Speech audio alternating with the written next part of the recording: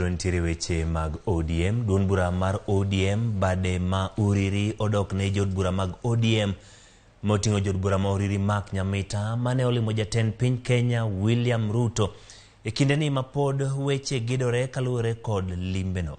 Kotelni kod jakom mar ODM e sub county ma Uriri Helen Oyaro giwacho ni limbe mane otim kod jokanyo go mag ODM onge rach kata chiel.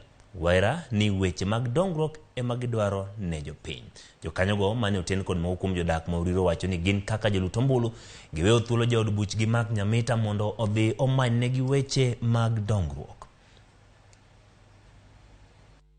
MP nomiyo manifesto gik modhi timo nwa higni abich. Kanyo baba. Gik modhi timo higni abich gi nyako many gi offices ma gigo nitie.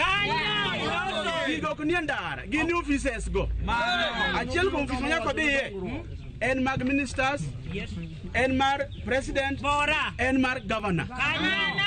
Kata mana Migori ka nitiere MCS manoko oyier gi ODM. To MCS gi nyalo dhi ka governor mamanji moro matin. Kada beno jaodi mitame nango. Eman tigi monyalo dwaro, wadwaro college, wadwaro ndara, wadwaro gogo mondo yawo, wadwaro solo. Wamiye teko no dhi mangigo.